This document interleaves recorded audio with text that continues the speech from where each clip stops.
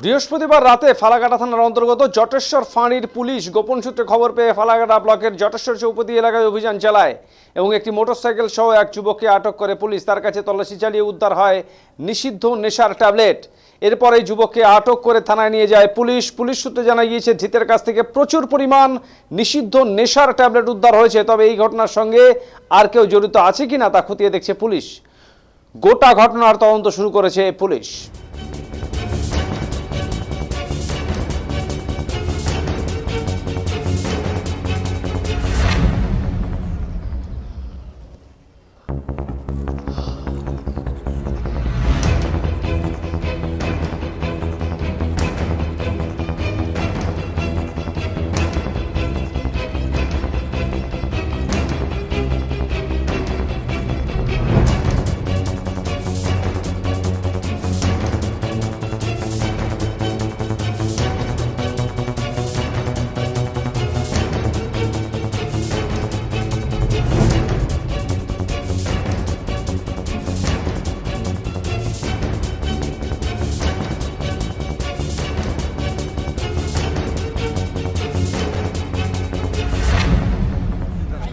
Bunları lazım.